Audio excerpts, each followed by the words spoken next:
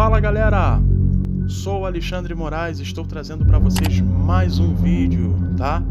Dentro do canal Escatologia Preterista Completa. E dessa vez eu vou falar aí de 2 Pedro, capítulo 3, beleza? Onde ele vai falar a respeito da segunda vinda de Jesus Cristo, que é trazendo parúzia, ou seja, uma figura de linguagem, fazendo ali, né, o acerto de contas, a grande destruição ali da cidade de Jerusalém e a queda do templo, tá? Então, venha comigo nessa, galera, e vou explanar para vocês dentro da visão escatológica preterista completa, beleza? Vou mostrar para vocês aqui dentro de uma razão lógica, é claro, né? E só o preterismo completo para poder proporcionar isso, que é totalmente diferente aí da escatologia futurista, que para eles tudo, né, é literal, e trazem ali simplesmente um fantástico mundo de Bob, um país da Alice das Maravilhas. Então venha comigo, galera, explano aqui 2 Pedro capítulo 3 e vamos entender o que ele quis dizer para a igreja, beleza? Aproveitem, aqueles que estão entrando pela primeira vez, não deixam de se inscrever no canal, tá? É isso aí, galera. Vamos lá, rapaziada, vamos analisar aqui 2 Pedro, capítulo 3. Vamos lá, hein? Deixa eu arrastar isso aqui para baixo. Beleza. Vamos analisar aqui 2 Pedro, capítulo 3. Vamos lá.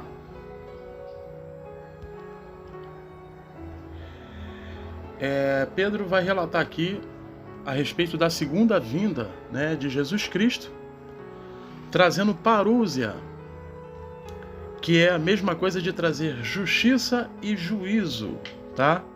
Sobre, né, os israelitas, sobre Jerusalém.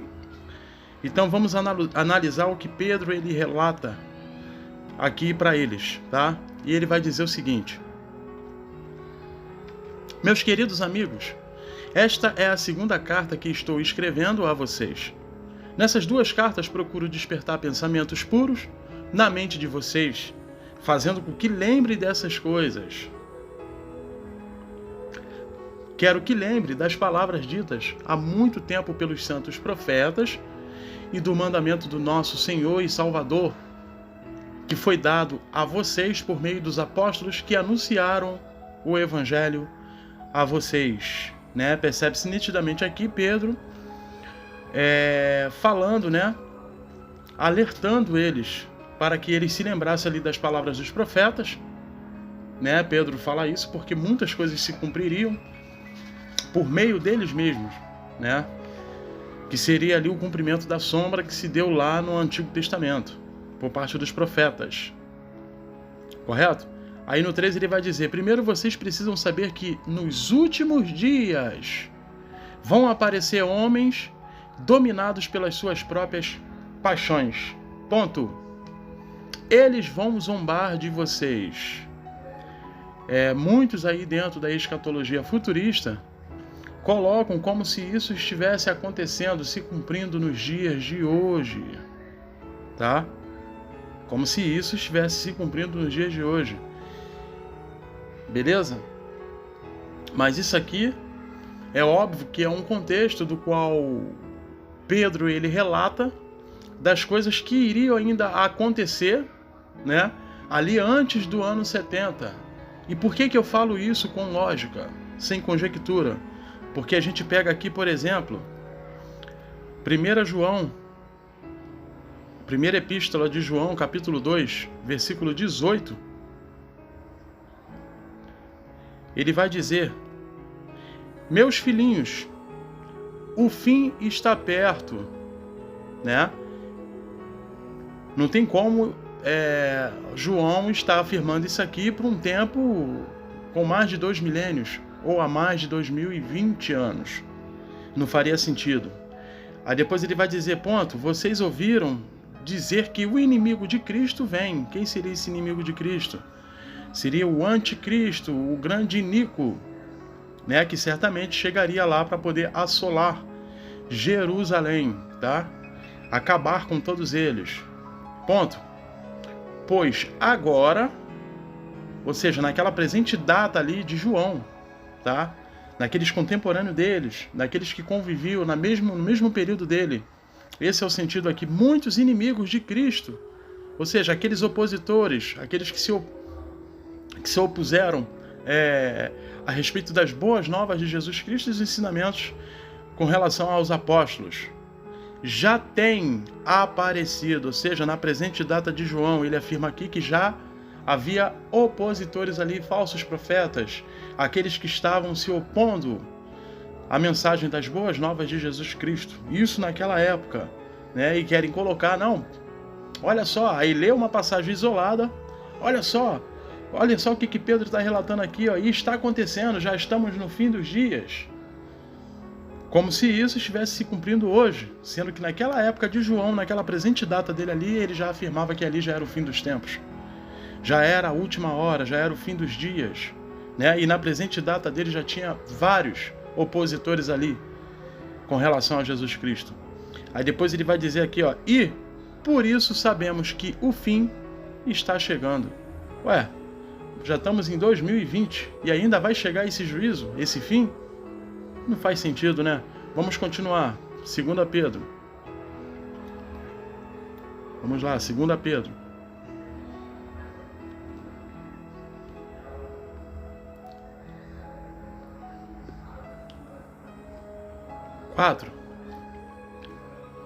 Eles vão zombar de vocês. 4, dizendo o seguinte: ele prometeu vir, não foi?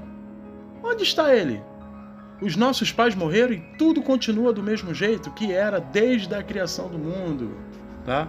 Isso aqui eram provavelmente pessoas, né, que estavam ali perturbando a igreja, que estavam perturbando aqueles eleitos aqui, aqueles que faziam parte ali da igreja orgânica e colocando coisas na mente deles para que eles pudessem também se oporem, tá, aos ensinamentos dos apóstolos, ir contra os apóstolos, dizendo, colocando uma ideia na mente deles de que tudo o que foi falado ali, proferido através dos profetas ou até mesmo de Jesus Cristo, não passaria de uma grande piada, porque nada estava se cumprindo, né? O sermão profético, por exemplo, de Jesus Cristo.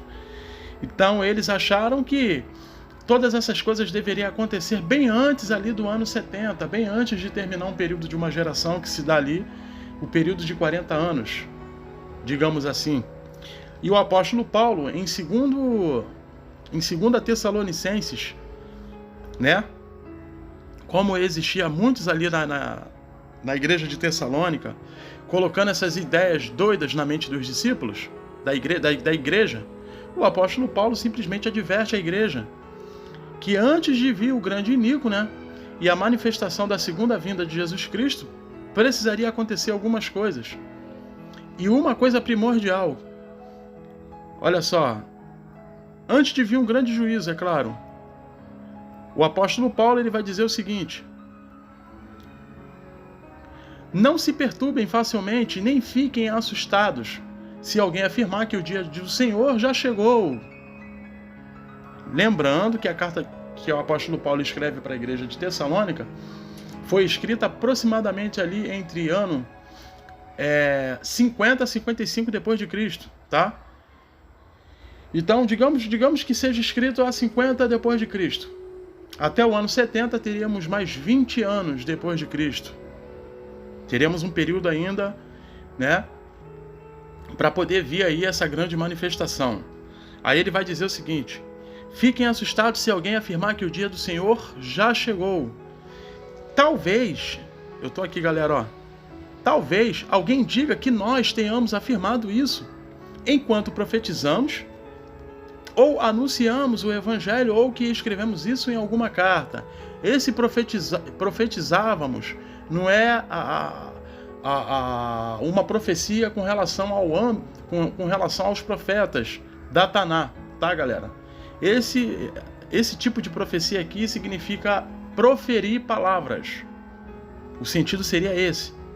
Ou seja, eles anunciavam as boas novas de Jesus Cristo e estavam ali proferindo aquilo que deveria ser anunciado. O próprio Jesus Cristo, né, falou isso, que eles fariam obras maiores e que eles levariam o evangelho do reino a toda criatura debaixo do céu e da terra que se dá ao mundo oikomenem, tá?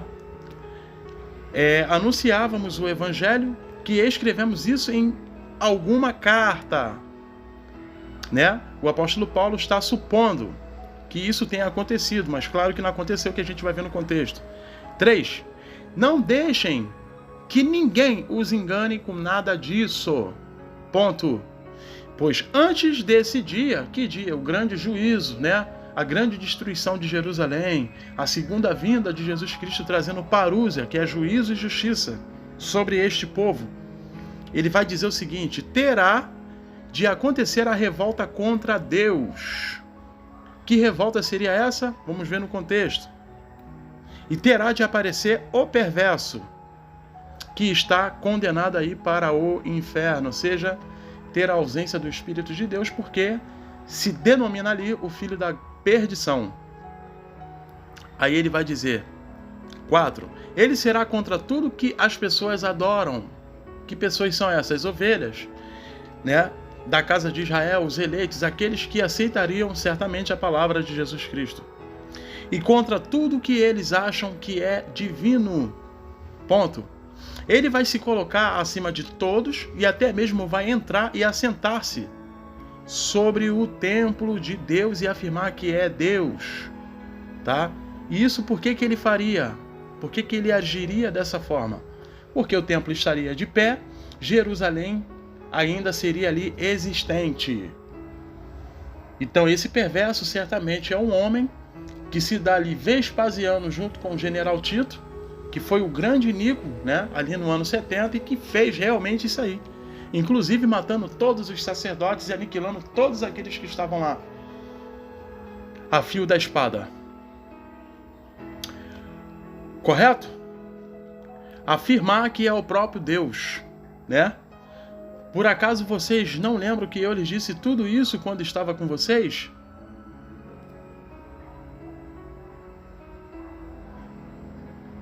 Aí ele vai dizer o seguinte aqui, ó, 6. Vocês sabem também que existe alguma coisa que não deixa que isso aconteça agora. Em outra linguagem está lá, que o detém.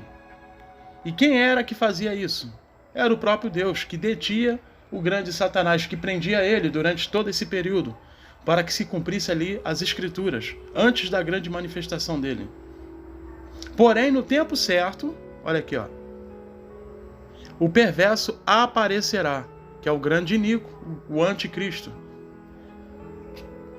Então ele foi solto por um pouco período de tempo, ele veio, destruiu Jerusalém e deu a entrada ali no grande reino de Jesus Cristo, onde ele pega esse reino, conforme vai mencionar, vamos lá em 1 Coríntios capítulo 15, ele entrega esse reino a Deus, e se cumpre ali todas as profecias, e Jesus Cristo entregando o reino ao Pai, no fim de todas as coisas. 1 Coríntios capítulo 15.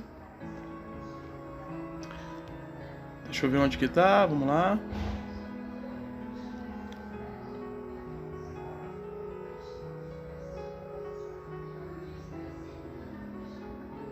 Olha aqui, ó. Assim como por estarem unidos com Adão, todos morreram, assim também, por estarem unidos com Cristo, todos ressuscitarão. 23. Porém, cada um será ressuscitado na sua vez. 2 pontos. Cristo, que é o primeiro a ressuscitar dentre os mortos, né? Vírgula. O primeiro de todos. Ele foi o primeiro a ressuscitar. Depois os que são de Cristo, ou seja, os eleitos. Mas isso aconteceria quando? Vírgula. Quando ele vier.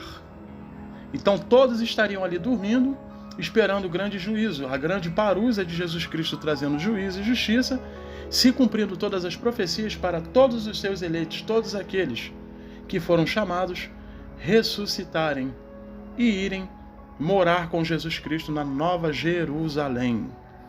Olha aí, ó.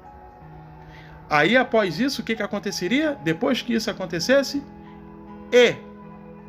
então virá o quê? O fim.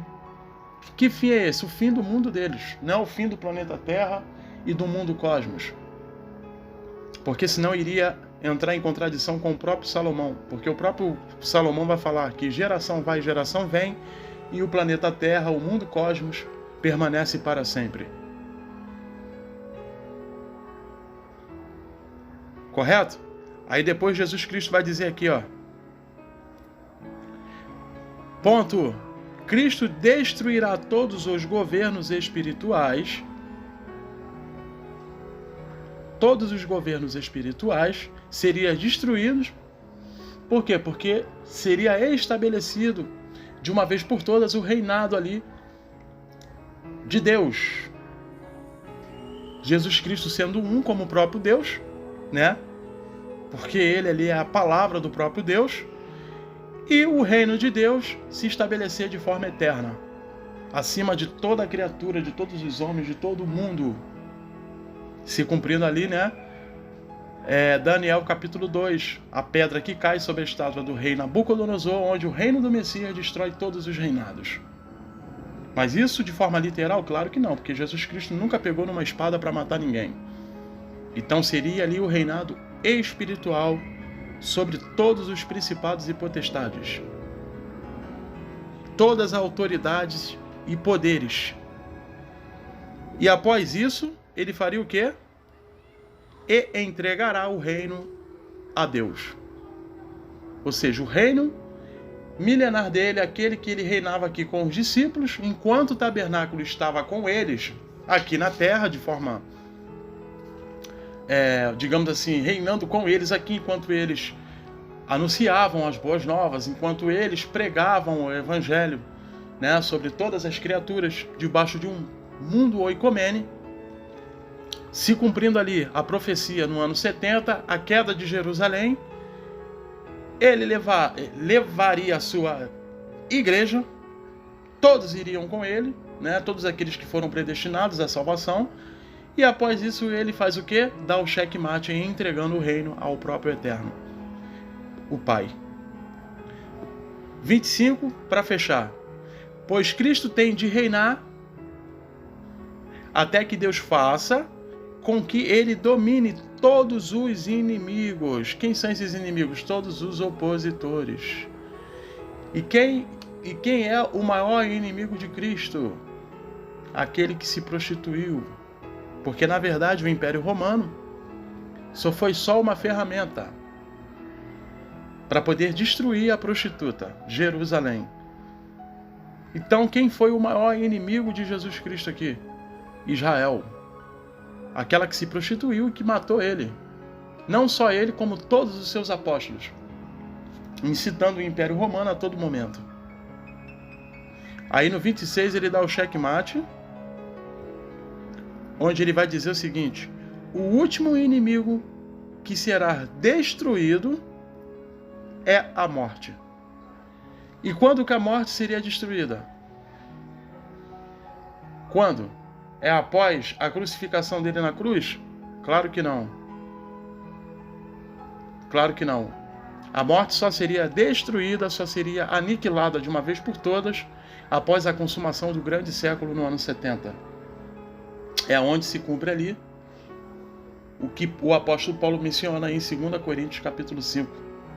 Ele sai desse corpo revestido de carne, do mundo literal, e passa a morar na Nova Jerusalém, que é estabelecida e instaurada após a queda da primeira Jerusalém, da primeira mulher que se prostituiu, dando entrada à segunda mulher, que foi imaculada. Entendeu? Vamos lá, voltar para o 2 Pedro. Vamos voltar lá para 2 Pedro.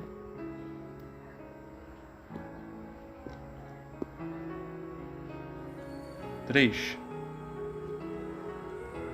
5. Esses zombadores esquecem, de propósito, que há muito tempo Deus deu uma ordem, e os céus e a terra foram criados. Esquecem que a terra foi formada da água e no meio da água. Aqui é Pedro explicando.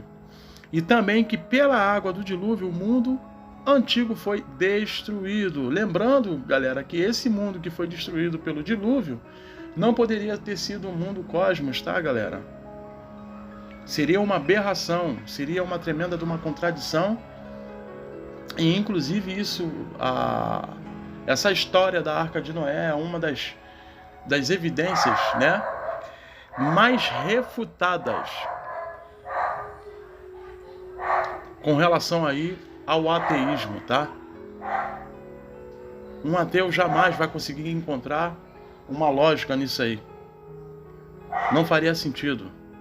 Então qual seria a coerência ali, qual seria a lógica? Que esse mundo que foi destruído lá no dilúvio foi o mundo deles e não o planeta Terra, porque não faria sentido nenhum isso aí. Nenhum. Vamos lá, continuando, hein? Mas os céus e a terra que agora existem estão sendo guardados pela mesma ordem de Deus, a fim de serem destruídos pelo fogo. Quem é esse céu e quem é essa terra? Seria o mundo cosmos, galera? Claro que não, não é o mundo cosmos. Aqui a referência não é uma referência ao planeta Terra. Quando se fala aqui de céu e terra, galera, é uma referência que se dá a Israel, a física, a Jerusalém. Porque é ela que foi julgada e ela que foi destruída pelo fogo, que se denomina ali a destruição de todos aqueles que eram considerados filhos da perdição, porque o julgamento era para eles. O grande acerto de contas foi para eles, né? Jesus Cristo deixa claro isso, paramos aqui no 7. Jesus Cristo deixa claro isso, né? Em Lucas.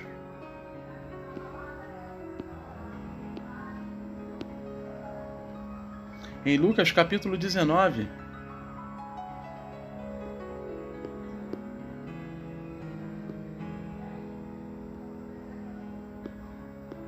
Quando Jesus chegou perto de Jerusalém e viu a cidade, chorou com pena dela. Isso no versículo 41, aí no versículo 43. Pois chegarão os dias em que os inimigos vão cercá-las com rampas de ataque, vão rodeá-la e apertá-la de todos os lados. Eles destruirão completamente você e todos os seus moradores. Não ficará uma pedra em cima da outra, porque você não reconheceu o tempo em que Deus veio visitá-la e salvá-la. Como isso? Jesus Cristo pregando o evangelho do reino para eles durante o período de 3 anos e meio. E temos uma outra referência, né? Em Lucas capítulo 20, que deixa claro esse grande juízo para eles. Versículo 20. Lucas 21, aliás.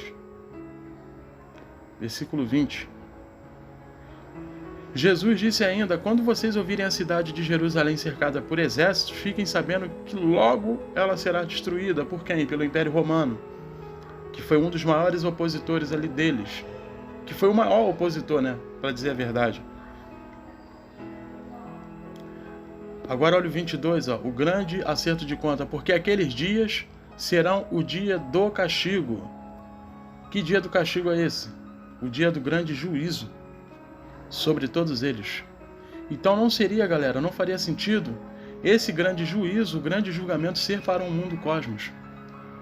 Então quando Pedro, né, faz essa referência, é uma referência ali de céu e terra, denominado a Jerusalém. E acontecerá tudo o que as escrituras sagradas dizem, ou seja, o cumprimento de todas as profecias após esse grande evento da segunda vinda de Jesus Cristo, trazendo parúzia, que é juízo e justiça sobre eles, tá? Correto, galera? É isso aí. Voltando lá para 2 Pedro. Voltando lá para 2 Pedro, capítulo 2. Paramos no 7, né? Capítulo 3, aliás, 7. Mas os céus e a terra que agora existem estão sendo guardados pela mesma ordem de Deus a fim de serem destruídos pelo fogo. Tá? É essa referência que eu falei, o grande dia de Deus. O juízo e justiça então sendo guardados para o dia do julgamento e da destruição dos que não querem saber de Deus. Tá vendo? Olha aí, ó. Isso aqui é tudo denominado para a própria Jerusalém prostituta, aquela que negou Jesus Cristo e não aceitou as palavras, não aceitou os ensinamentos dele durante o período de 3 anos e meio que Jesus prega para eles. Então você vê que o contexto aqui é referente ao mundo, né, deles lá, e que não faria sentido ser para o mundo cosmos, tá? Temos uma outra referência. Deixa eu lembrar aqui. Deixa eu apagar aqui. Vamos lá. Vamos lá, versículo 8. Meus queridos amigos, não esqueçam isto. Aí muitos pegam essa passagem aqui para dizer, não, Alexandre, o tempo de Deus é totalmente diferente do nosso tempo. Quando Jesus Cristo fala lá que já estaria às portas, quando Tiago testifica as palavras de Jesus Cristo também, que o fim já estava próximo, né? E que Jesus Cristo fala lá em Apocalipse, que ele já viria logo, né? Que certamente viria cedo, que já estaria ali às portas. É um tempo totalmente diferente do nosso. É um tempo totalmente diferente. É uma grande piada, cara. Eles pegarem uma passagem isolada de Pedro, do qual Pedro faz uma referência à presciência de Deus, né? E colocam para poder tentar refutar isso. Tentar refutar aqui, por exemplo, essa palavra aqui de Jesus, onde ele vai dizer, ó, aí eles tentam refutar isso aqui, que é irrefutável, não tem como refutar, porque para refutar tem que chamar Jesus de mentiroso, né? Mateus 24, versículo 33. Primeiro ele vai falar lá da destruição do templo, vai falar dos eventos que estaria para acontecer ainda lá naquela geração dele, né? Aí ele vai dizer, assim também quando virem acontecer essas coisas, fiquem sabendo que o tempo está perto, pronto para começar. E que coisas? Desde lá da destruição do templo, que ele relata logo lá em cima, e mais outras coisas que estariam para acontecer logo após a destruição do templo. Olha aqui, ó. Pronto para acontecer, para começar. E querem colocar isso aqui para os dias de hoje, para mais de 2000 anos, que não faz sentido nenhum. Aí a gente tem Tiago também. Tiago, o apóstolo Tiago, que escreve ali para as 12 tribos de Israel que estavam na diáspora, né? 5, 8 e 9. Olha aí, ó. Vocês também precisam ter paciência. Não desanime, pois o Senhor virá logo. Olha aí, ó. Aí eles querem colocar esse logo aqui como o tempo de Deus, que é totalmente diferente do homem. É uma piada, né? Porque Tiago escreve isso aqui para homens. Não escreve para seres celestiais. Não escreve uma carta para Deus. Caramba, não. Vou escrever para Deus porque só Deus entende o que eu vou escrever. Não faz sentido, pô. Para que ele iria escrever uma coisa que ninguém iria entender? Vê se tem lógica um negócio desse. Irmãos, não se queixem uns dos outros, para não serem julgados por Deus. O juiz está perto. Quem seria o juiz? A própria palavra de Jesus Cristo, que é o próprio verbo de Deus. Está lá em João capítulo 12. Jesus Cristo vai falar, não sou eu que vou julgar vocês, mas as palavras que eu tenho proferido que serão seu juiz naquele grande dia. Pronto para vir. O juiz está perto, pronto para vir.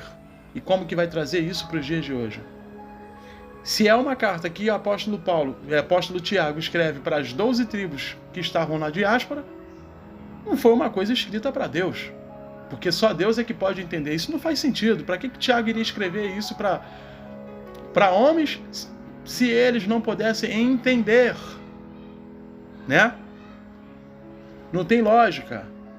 O próprio João, ele vai mencionar em Apocalipse, capítulo 13. Olha aqui, ó.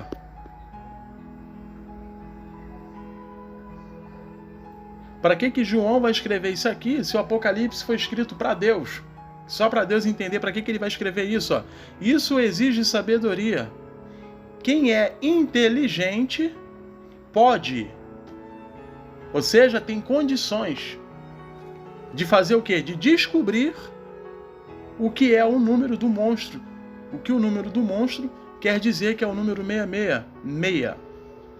Pois o número representa o nome de um ser humano, que não é um ser com corpo glorificado, mas é um próprio homem, e o seu número é 666, 666. Então João escreve isso aqui para homens, mas que só Deus pode entender. Então para que ele vai falar que quem entenderia era aquele que fosse inteligente, aquele que estaria ali apto e com a mente aberta, com a mente iluminada? É uma piada, né, cara? Aí a gente volta lá para 2 Pedro. A gente volta lá para 2 Pedro 3, versículo 8. Eles isolam o versículo 3, é o versículo 7, né? Não, o versículo 8, onde ele fala aqui que para o Senhor um dia é como 1000 anos e 1000 anos como um dia. Para tentar refutar essas palavras que eu mencionei aí de Jesus Cristo e dos apóstolos. Aí no 9, já destrói aí essa suposta refutação deles, que é a mesma coisa de que leite com pera, que nem fede nem cheira. Versículo 9. O Senhor não demora, olha aí, ó, fazer o que prometeu. Que promessa foi essa? Torná-los reis e sacerdotes numa nova Jerusalém, né? Conforme ele vai mencionar já desde lá de Êxodo. Desde Êxodo, capítulo 19, do 5 ao 6. Olha aí, ó. Dando uma condição para eles, porque eles tinham que obedecer a lei, as instruções, tá? Para alcançar essa promessa. Então não era uma coisa assim de mão beijada. Agora, se me obedecerem, olha a condição aí, ó. Se me obedecerem, obedecer o quê? As palavras dele, as instruções, e cumprirem a minha aliança. Que aliança foi essa? Aquela primeira lá do Monte Sinai. Vocês serão o meu povo. E depois foi dada uma segunda aliança para eles, que eles também deveriam cumprir. O mundo inteiro é meu, mas vocês serão o meu povo. Quem é o povo dele? Os israelitas, aqueles que foram escolhidos a dedo, escolhido por mim. E muitos querem colocar que Deus escolheu todos os seres humanos em um mundo cosmos, que não faz sentido. Vocês são um povo separado somente para mim, e me servirão como sacerdotes. Fecha aspas. É isso que vocês dirão aos brasileiros? Claro que não, né? Israelitas, é o que está escrito aqui. Olha aí, ó. Então isso já é uma promessa que veio lá desde o primeiro pacto, da primeira aliança. Correto? E na segunda aliança, não temos nada ali diferente disso aqui. Tá? Porque o próprio João vai testificar isso em Apocalipse, capítulo 1.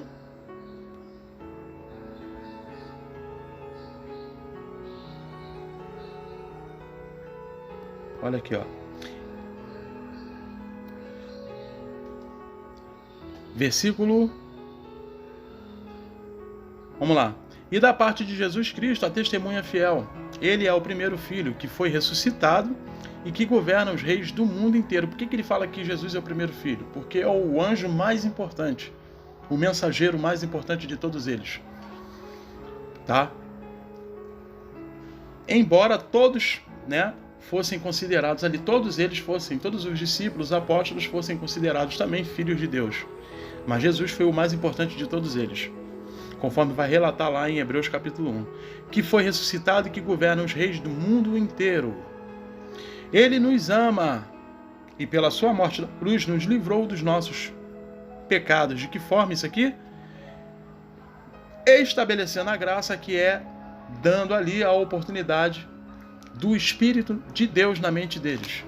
E com isso, né, eles teriam ali uma plena facilidade e condições de lutar contra a carne, contra a natureza humana, e a natureza humana não escravizando mais eles.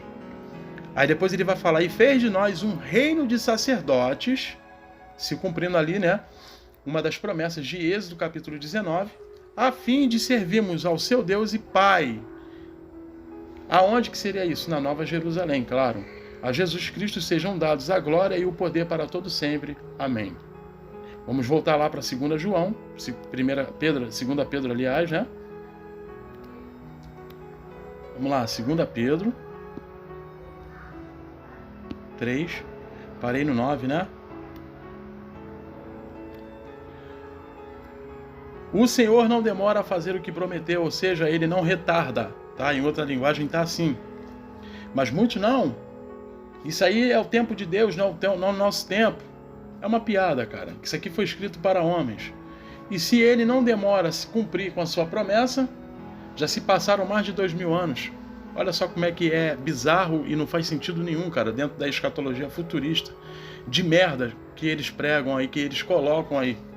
Como alguns pensam.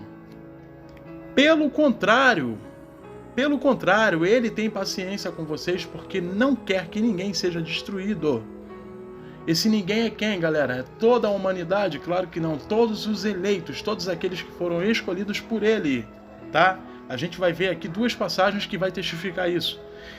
Mas antes de eu mostrar, deixa eu acabar de ler o 9. Mas deseja que todos se arrependam dos seus pecados. Seriam todos quem? Todos aqueles que Jesus Cristo foi mandado para pregar.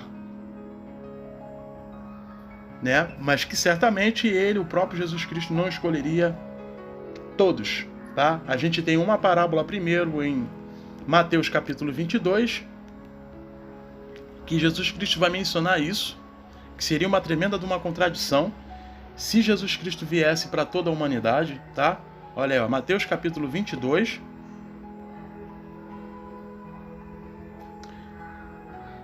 versículo 1 e 2, ele vai dizer o seguinte primeiro, para a gente entender o contexto. De novo Jesus usou parábolas para falar ao povo. Que povo? Aqueles lá da casa de Judá que estavam ali, né?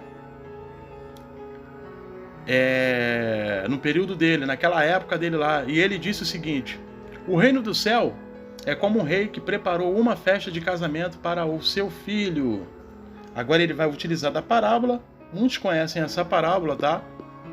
Que vai fazer a representação ali da separação ali dos bodes das ovelhas, daqueles que foram predestinados, daqueles que não foram à perdição e à salvação.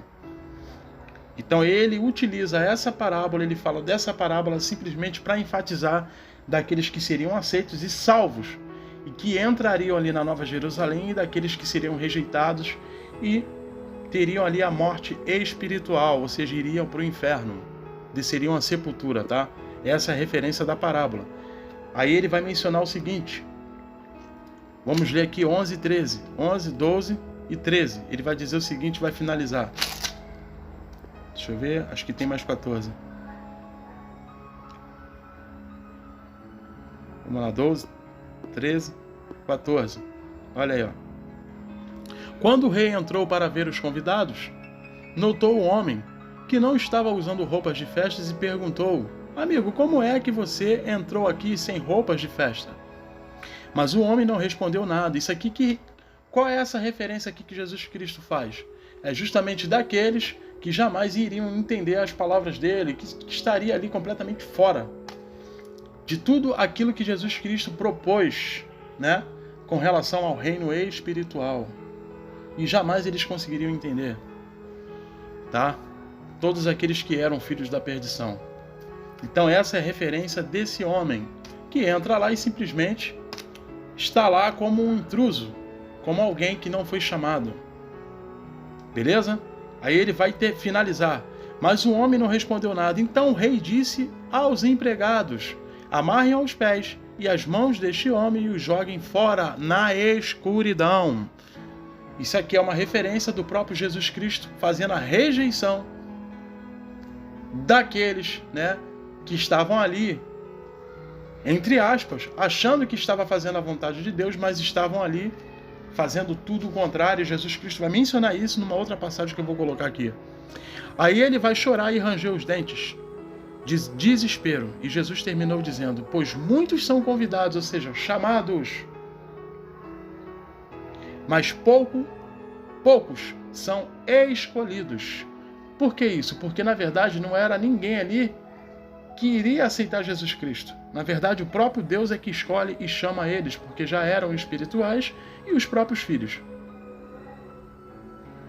Então essa é a grande realidade. E a gente tem uma outra referência de Marcos capítulo 7. Deixa eu ver onde que eu parei aqui. 9, né? Depois a gente vai para o 10. Marcos capítulo 7. Olha aí, ó. Marcos capítulo 7. 13 e 14. Olha só aí.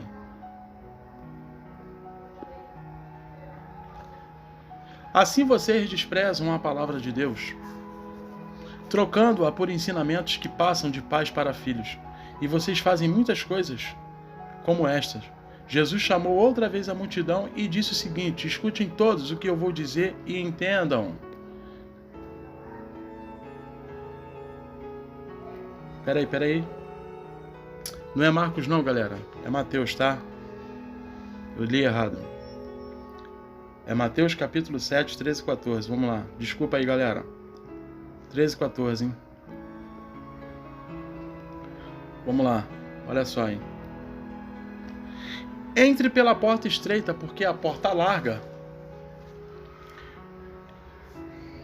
é o caminho fácil e leva para o inferno. E há muitas pessoas que andam por esse caminho. E por que ele fala que muitas pessoas andariam por esse caminho? Porque não se daria ali ao mundo cosmos, aos eleitos do próprio Deus. Então, seriam aqueles seletos, aqueles que seriam escolhidos ali a dedo pelo próprio Jesus Cristo, próprio Deus. Conforme o apóstolo Paulo vai mencionar, né? Em Efésios, capítulo 1,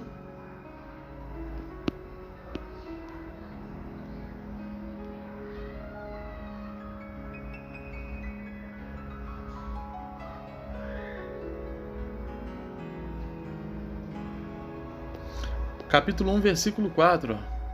Antes da criação do mundo, Deus já nos havia escolhido. Tá vendo aí, ó?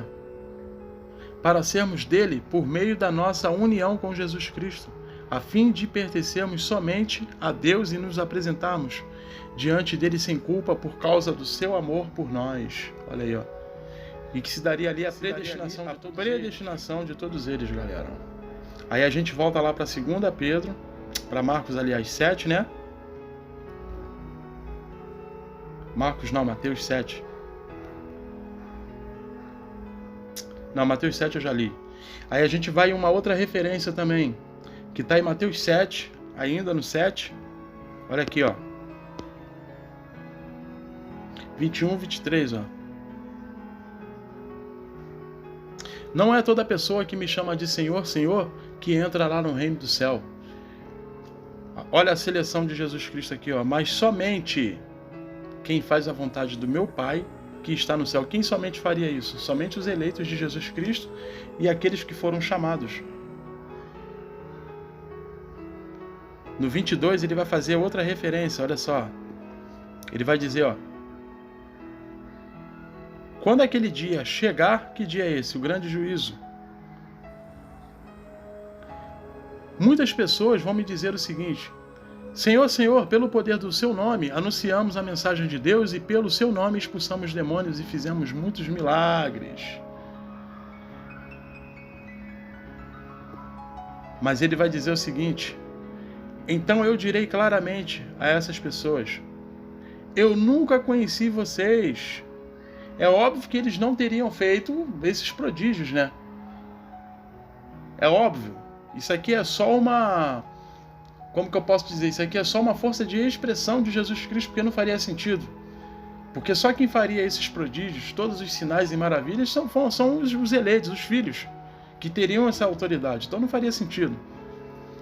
Então certamente eles falariam lá que fez muitas coisas boas, mas, né, mentindo.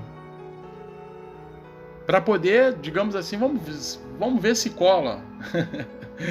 Digamos assim, né? Porque não faria sentido. Olha só, afaste de mim, vocês que só fazem o mal. Como é que eles que só fariam o mal poderiam fazer qualquer tipo de prodígio, de sinais e maravilhas, sendo que isso foi uma promessa somente para os 12 apóstolos, conforme Jesus Cristo vai mencionar para eles. Somente os seus eleitos, aqueles, né, que não seriam filhos da perdição. Vamos voltar lá para 2 Pedro, galera. Já estamos finalizando esse vídeo, tá? 2 Pedro 3. Parei no 9, né? 10. Vamos lá. Porém, o dia do Senhor chegará como um ladrão. Ou seja, Jesus Cristo vindo trazendo parúzia e justiça, juízo sobre Jerusalém. Naquele dia, os céus vão desaparecer com um barulho espantoso e tudo que há no universo será queimado. Isso aqui é uma figura de linguagem, tá, galera?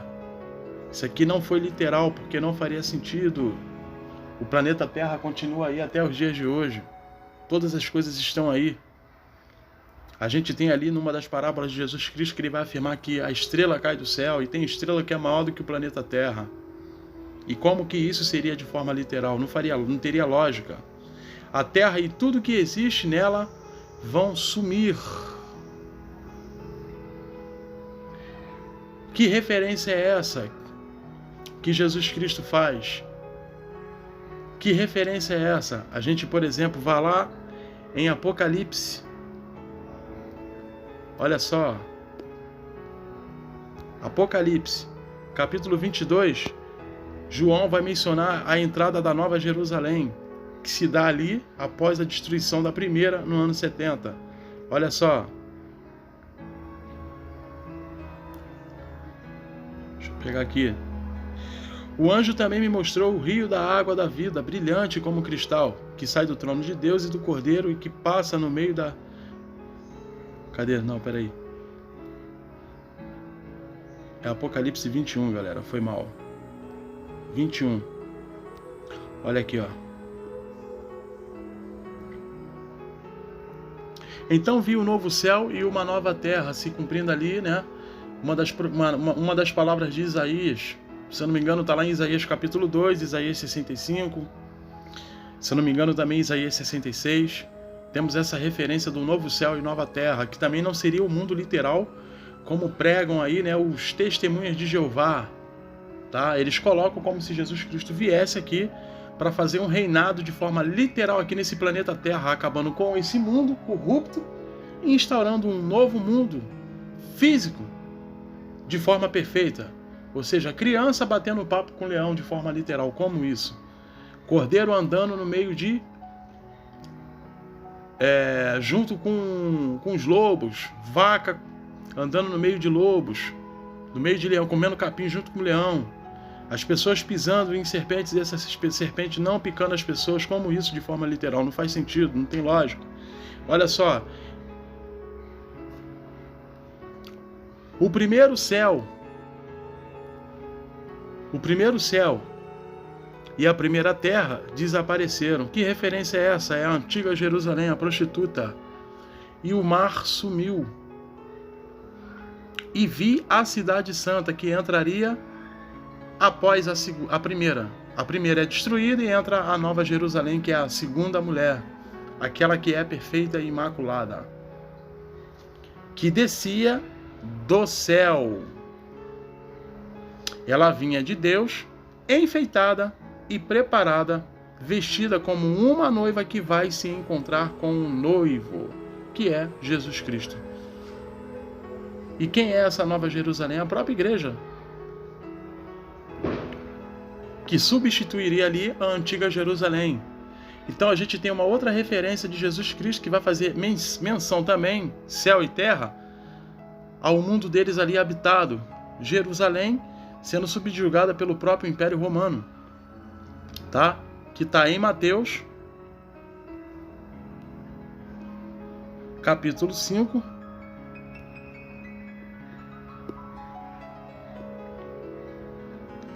Não pense que eu vim para acabar com a lei de Moisés ou com os ensinamentos dos profetas. Não vim para acabar com eles, mas para dar o seu sentido completo. Ou seja, aperfeiçoar, né? A lei de Moisés, fazendo com que ela venha a ser espiritual e ser implantada na mente deles. E com isso eles conseguiriam ali lutar contra a carne, contra a natureza humana de uma vez por todas. A natureza humana não iria mais engoli-los ou escravizá-los, digamos assim. Agora preste atenção no 18. Eu afirmo a vocês que isto é verdade. Enquanto o céu e a terra durarem, ou seja, a antiga Jerusalém, meu mano, porque não teria ali se cumprido todas as profecias e teria que vir a segunda vinda de Jesus Cristo, nada será tirado da lei. Então eles teriam que praticar o decálogo, a lei, né? Por mais que ela tenha sido passada de forma espiritual, mas eles teriam que praticar. Nem menor a letra, nem qualquer acento. E assim será até quando? Até o fim de todas as coisas, que foi a consumação dos séculos, no ano 70, Jesus Cristo vindo sobre as nuvens do céu, trazendo parúzia, que é juízo e justiça, a grande presença do Eterno, destruindo Jerusalém de uma vez por todas e instaurando ali a noiva, tá? A mulher perfeita, aquela que jamais iria se tornar prostituta. Olha aí, ó. Voltando lá para 2 Pedro, a gente já está finalizando, tá, galera? Só para a gente ter a ideia de que é céu e terra aqui, qual é a representação, tá? De céu e terra, que não seria o mundo cosmos, porque não faria sentido isso, beleza? 2 Pedro, paramos no 11, no 3, beleza? Sabendo que tudo isso vai ser destruído assim, então, que tipo de gente vocês precisam ser? A vida de vocês deve ser agradável a Deus e dedicada a Ele. Esperem a vinda do Senhor, do dia de Deus, que é o juízo e justiça, tá? Que se deu lá no ano 70, e façam o possível para que venha logo. Naquele dia os céus serão destruídos com fogo, e tudo o que há no universo ficará derretido. Mais uma figura de linguagem fazendo a representação ali de toda a tribulação que cairia sobre este povo. Temos outras referências que, se eu ficar citando aqui, galera, a gente vai prolongar mais e mais ainda o meu vídeo, tá? São muitas referências que Jesus Cristo vai fazer, beleza? Dentro de um contexto escatológico aí. 13. Porém, Deus prometeu, e nós estamos esperando um novo céu e uma nova terra, que se dá o quê? A nova Jerusalém, que entraria no lugar da antiga. Mais um contexto para testificar o que eu já tinha falado aí, tá, galera? Onde tudo será feito de acordo com a vontade dele. Por isso, meus amigos, enquanto vocês esperam aquele dia, que é o grande juízo, né? A segunda vinda de Jesus Cristo trazendo parúzia, façam o possível para estar em paz com Deus. Eles tinham que perseverar até o fim, hein, galera? Tá? Tinham que perseverar até o fim. Por isso que Pedro fala isso para eles. Eles não poderiam jamais se entregar aos desejos da natureza humana. Por isso que ele vai falar, vírgula, sem mancha e sem culpa diante dele. Muitos aí dentro do Evangelho da Graça colocam, né? Não, Jesus Cristo já morreu na cruz, pronto, eles não precisam fazer mais nada. Eles já são salvos pela graça, então não tem como eles morrerem. Não faria sentido isso. Para que Pedro iria falar isso? Lembrem que a paciência do nosso Senhor é uma oportunidade para vocês serem salvos, tá? Lembra que é outra mensagem de Pedro aqui que se dá a condição, galera. E que não era uma coisa ali garantida. Existia uma condição. Que condição era essa? Era simplesmente eles perseverarem. Fazendo o quê? Fazendo o possível para estar em paz com Deus, sem nenhuma mancha, sem nenhuma culpa diante dele, ou seja, sem se entregar aos desejos da natureza humana. 16. E foi isso mesmo que ele disse em todas as suas cartas, quando escreveu a respeito disso. Tirar aqui, tá, o apóstolo Paulo, de forma tendenciosa aqui na nova tradução da linguagem de hoje. Se a gente pegar aqui, por exemplo, 2 Pedro, é isso que mata na Bíblia de João Ferreira de Almeida, cara. Deixa eu pegar aqui a James. Olha só, 2 Pedro 16, ó. Também não tem. Ah, tem aqui, ó. É 15? Acho que peraí, na nova tradução da linguagem de hoje. Deixa eu ver, acho que tá mesmo, né? Ah, tá. Desconsidera o que eu falei, galera. Vamos lá. 15. Lembre que a paciência do nosso Senhor é uma oportunidade para vocês serem salvos. Pois o nosso querido irmão Paulo, né? E muitos colocam aí que Pedro... Não, mas Pedro ali... não, era totalmente diferente e oposto, né? O que Paulo ensinava. E colocam aí dentro do Evangelho da Graça que Paulo é totalmente diferente dos consentimentos do próprio Pedro, ou até mesmo das cartas que Pedro escreve para todos eles lá. Então, se o apóstolo Paulo ele era contraditório a Pedro, ele era oposto a Pedro, né? Porque para quem está dentro do Evangelho da Graça, Paulo, né, era considerado ali, né, o filho de Marcião de Sinop, e Pedro, o filho de Moisés, aquele que veio trazer o terror. Ué, para que Pedro então iria falar isso aqui, ó? Queridos irmãos, pois o nosso querido irmão Paulo, com a sabedoria que Deus lhe deu, escreveu a vocês sobre esse assunto. Pedro, ele menciona o quê? Menciona lá a carta que o apóstolo Paulo escreve para a igreja de Tessalônica, onde ele mais vai falar ali da segunda vinda de Jesus, trazendo juízo e justiça. Parúzia. Olha aí, ó. 16. E foi isso mesmo que ele disse em todas as suas cartas, epístolas, né? Quando escreveu a respeito disso. Nas cartas dele, há algumas coisas difíceis de entender, que os ignorantes e os fracos na fé explicam de maneira errada. Tá? Percebe-se nitidamente aqui que dentro do contexto, Pedro está falando que seria difícil de entender aqueles que não tinham o consentimento deles. Então Pedro, segundo o contexto, onde ele vai falar daqueles que deturpavam, tá?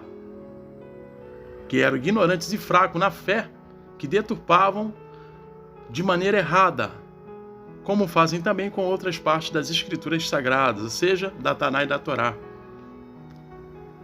Então não era uma referência a eles, porque eles tinham ali o Espírito de Deus e todo o consentimento. O mesmo consentimento, eles alcançaram a mesma espiritualidade do próprio apóstolo Paulo e chegaram também no mesmo entendimento que o apóstolo Paulo, porque senão não faria sentido Pedro escrever isso aqui.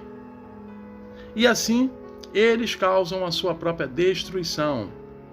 Mas vocês, meus amigos, já sabem disso, portanto, tomem cuidado para não serem levados pelos erros de pessoas imorais e para não caírem da sua posição segura. Então percebe-se nitidamente que Pedro ele fala isso porque naquela época, na mesma geração ali de Pedro, que é a mesma de Jesus Cristo, já existiam muitas pessoas ali, muitos, que estavam ali deturpando a palavra e se opondo contra o próprio Jesus Cristo e a igreja orgânica que se fazia presente lá naquela geração de Pedro.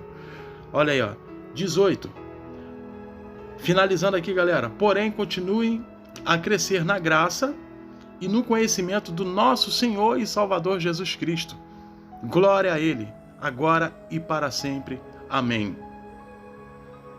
Então, como que Pedro estaria ali se opondo ao apóstolo Paulo? Se o próprio Pedro ele vai falar da mesma forma que Paulo,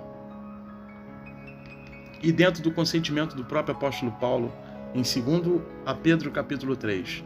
Então é isso aí, galera. Mais um vídeo aqui que eu expus aqui, tá? Dentro da visão escatologia preterista completa, que é, né, a ferramenta que dá mais sentido e lógica ao que está escrito e não dentro dessa escatologia safada futurista, onde eles pegam essa passagem aqui de Pedro e querem trazer tudo para os dias de hoje e de forma fantasiosa, demonstrando aí, né, o fantástico mundo de Bob. Correto? É isso aí, galera.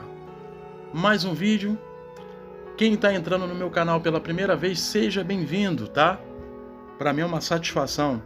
realizar esses vídeos para vocês sem cobrar nada por isso, galera. Porque também foi me dado de graça. É isso aí.